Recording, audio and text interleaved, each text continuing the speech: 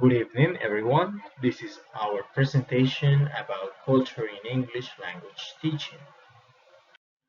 To talk about culture in English language teaching, we have to start with this question that is, what is culture? Culture is a co-constructed membership in a discourse community that shares a common social space and history and common imaginings.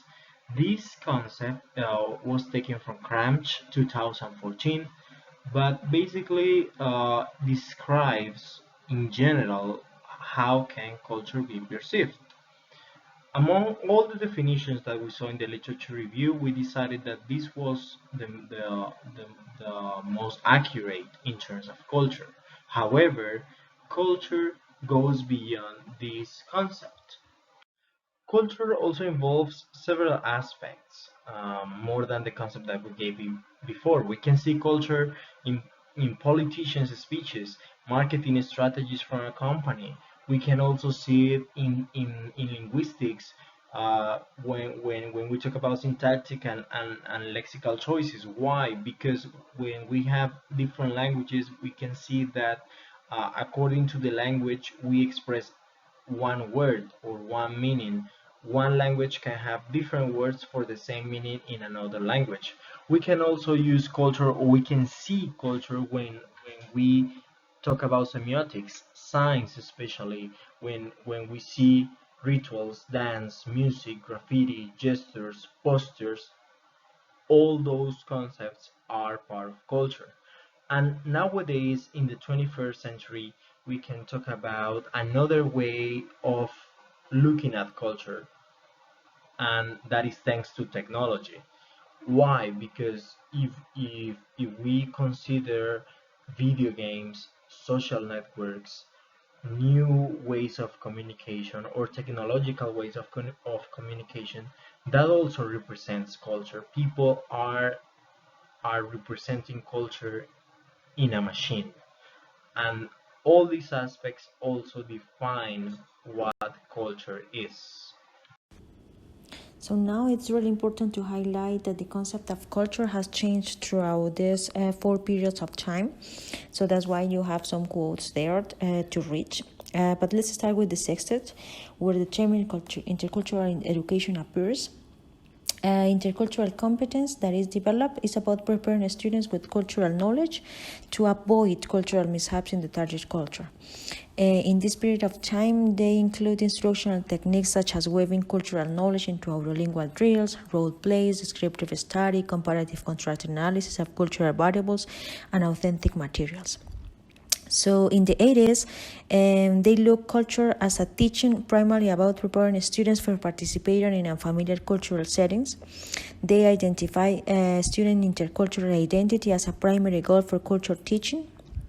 And the students here required to adopt self-reflexive cultural stances that will allow them to mediate cultural groups for interpreting one culture in terms of the other.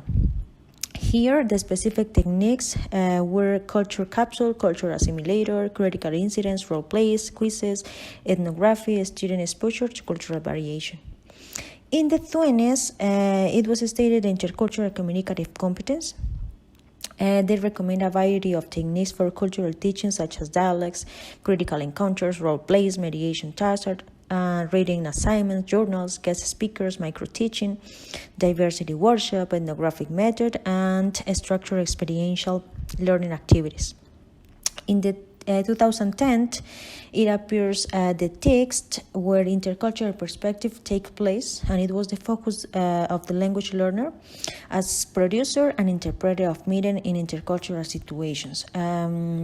They include experiential learning makes as an appearance in the form of pragmatic ethnographic study abroad, exploring local culture, face-to-face intercultural talks, and project-based learning. Here, with the introduction of social media, they realized that they had the traditional classroom tasks such as reflective flash discussion, critical examination of authentic and textbook materials, preparation of text media, class visits by cultural informants, and extended textbooks dialects. They know that the successful use of social media platforms bring language students together across geographical boundaries for meaningful intercultural exchange. So if we conclude, it is possible to say that culture has been included in language teaching throughout three important elements.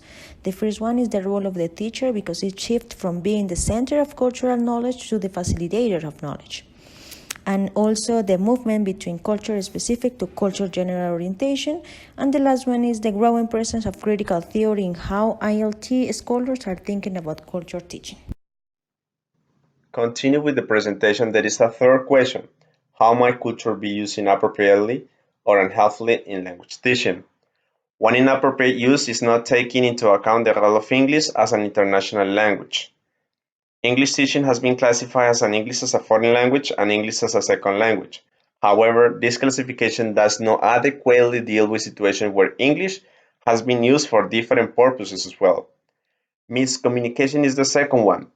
Second or foreign language speakers of English have already acquired communicative competences in the first language and culture, but sometimes these competences are viewed in a negative light. It interferes with the person's competences by transferring the first language competence to English and also causes misunderstandings.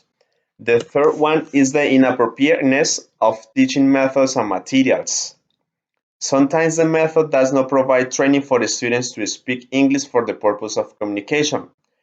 In some cases, just focus on grammar, translation, their method among different methods, and the learners are exposed to the target language as much as possible, but not using their native language. Some materials neither address the needs of particular language speakers nor have any particular cultural understanding. We don't have to give primary emphasis to cultural contents for native English-speaking countries, but we also have to include the local ones as well. The fourth item is the lack in incorporating cultural perspective in language training. We need to select appropriate teaching content and methods, as I mentioned before, to the local context. And the English language teaching professionals should start thinking globally, but acting locally as well. And the last one is linking English international language exclusively to native English-speaking cultures. There is a dichotomy here between the native and non-native speaker of the language.